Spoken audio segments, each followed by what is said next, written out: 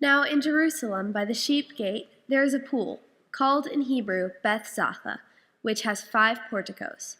In these lay many ill, blind, lame, and paralyzed people. One man was there who had been ill for 38 years. When Jesus saw him lying there, and knew that he had been there a long time, he said to him, "Do you want to be made well?" The ill man answered him, "Sir, I have no one to put me into the pool when the water is stirred up, and while I am making my way, someone else steps down ahead of me." And Jesus said to him, "Stand up, take your mat, and walk." At once the man was made well, and he took up his mat and began to walk.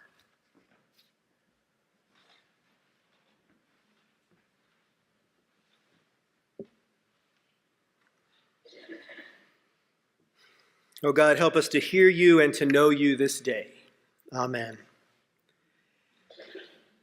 Well, some of you might remember that a little more than 4 years ago, I stood here and preached my first sermon as your associate minister. And that first sermon was about summer trips with my dad to Moses Lake in Washington State. I told you about the great tragedy of my childhood, losing my Snoopy fishing pole to the murky depths of the lake. Does anybody remember this sermon? And this was, a small moment. 1 second it was in my hands, the next it was gone. Just an accident, but it's something that has stayed with me over the years. And we all have memories like that, don't we? Something maybe small, but it just looms large within us. And we find ourselves this week, another moment by the water, another moment of change. Perhaps the last sermon I preach as your associate pastor, as you prepare to vote next week and affirm my ministry among you. We find ourselves at the pool, not Moses Lake, the pool of Bethesda. John tells us that this pool is located near the sheep gate in Jerusalem, and it's surrounded by 5 porticos, 5 alcoves, where people would gather. Now, this was no ordinary place. The name Bethesda can be translated in a few different ways: house of mercy, house of grace, even a house of shame. And in a way, it was all of those. Now, this pool, it was hoped for, could heal you. And according to some ancient manuscripts, people believed that every so often an angel would stir the waters of the pool. And whoever stepped in first would be healed. And so the pool attracted those who were blind, injured, paralyzed, those desperate for change, people seeking a movement, people seeking a miracle. And here we meet a man lying for 38 years. Jesus sees him and he asks him a question. Not what happened, not how can I help, not do you believe? Jesus asks, do you want to be made well? What a question. And we might think at first this sounds a little bit insensitive, maybe a little rude. Of course he wants to be healed. He's been lying here for nearly 40 decades. Who wouldn't? But Jesus' question isn't just about physical health. It's about the man's soul, about his desires. It's about taking action. Because healing isn't always easy. Healing the spiritual conditions of our lives means something many of us might sort of wince at. It means change. It means letting go of what has been, of what we've gotten used to, even if it isn't working anymore. Healing means movement, and sometimes, if we're honest, we'd rather just stay where we are than take up our mats and walk into the unknown. And this is true whether in our own lives, in our church communities, in our towns, and in the world. We are standing together today at the edge of change, not just in the change that comes with a new permanent minister, but in the life of this church. What change is coming? What will be new? What will stay the same? It might all seem a little intimidating, a little scary. And then not just in the life of this church do we find an anxiousness surrounding us, but in the life and in the very soul of our country. These are not easy times, and we may find ourselves hoping and wishing for everything to just go back to the way it was. The rhythms and movements of our lives that made sense before it all came crashing down. But those moments are over. As Gandalf and Frodo are reflecting in the Fellowship of the Ring, Frodo says, "I wish it need not have happened in my time." "So do I," says Gandalf, "and so do all who live to see such times. But that is not for them to decide. All we have to decide is what to do with the time that is given us." And Jesus' question echoes again. Do we want to be healed? Because there's a lot we need healing from. We know the pain around us, the loneliness, the mental health crisis, the divisions in our nation, the gun violence that continues to steal lives, the exhaustion that hangs like fog over so many of our households. We see policies being proposed and enacted that threaten to deepen the wounds of the most vulnerable among us. Recent legislative efforts have aimed to reduce funding for essential programs like Medicaid and SNAP, potentially leaving millions without access to health care and food assistance. These decisions risk increasing poverty and hardship for countless families across the nation. And when we say these are political decisions, what we are really saying is that these are human decisions, human choices that affect other humans. And Jesus has a lot to say about that. We know what we need to do, at least some of it. We know we need to care for our neighbors.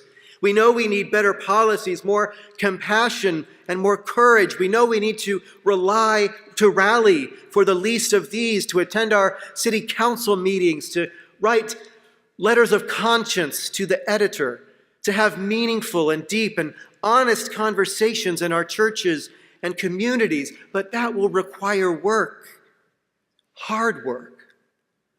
And so sometimes it's easier to maintain the status quo, isn't it? To just keep to the sidelines, watching and waiting and wondering who else will come and help resolve what is ailing us. But the status quo isn't working, is it? Just this week, I read about communities in Detroit planting community gardens in abandoned lots, refusing to wait for politicians to bring healing, and instead growing food themselves. I've also read about the mothers and grandmothers in Kansas City who have formed patrols to walk neighborhoods, talk to kids, and interrupt cycles of violence.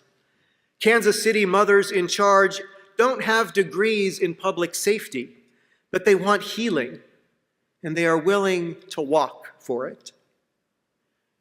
I think of those who will be attending Kansas City Pride Fest in the coming weeks. Despite funding being pulled from LGBTQ+ advocacy organizations across the country, people will continue to gather to support their loved ones, to resist oppression, to amplify the message that love always wins. So let me ask you today, not just the man by the pool, not just the church, but you. Do you want to be made well? What would healing look like in your life? What would it mean to finally forgive that person who has been taking up so much free space in your mind? Or maybe it is you who needs to ask for forgiveness, to step out of bitterness or burnout or fear, to choose courage over comfort. And what might you need to let go of? What needs to sink like that old Snoopy fishing pole so that something new can rise? And you might say, sure, Pastor Michael, I want to be healed. I want a full and rich life, but how? What could I possibly do? The damage in this world has been done. But oh no, says Jesus the healer. Oh no. Take up your mat. Let's walk. And so here are some ways that you might begin the healing. I think the first thing that we must do individually and collectively is to name what is broken. We must tell the truth to ourselves about where we are, where we've been, and where we are headed. Honesty is always the first step. The next thing that healing requires is the recognition that we cannot do it alone. We must ask for help. Talk to a therapist or a pastor or a friend. I think we've been conditioned in our individualistic, pick yourselves up by your own bootstraps way of American living to think that we're a failure if we can't fix ourselves and what ails us. And this is dangerous thinking, completely contrary to a gospel of love, community, and connection. Reach out. People do care. People still care. People want to be there for you. Third, try practicing hope. Not false optimism, but defiant and sacred hope that believes that change is possible. And finally, serve someone else. Sometimes healing comes not when we're just so focused on ourselves, but when we love someone else. And social scientists tell us that focusing less on ourselves and more on others increases our levels of happiness and interconnection, leading to richer and fuller lives.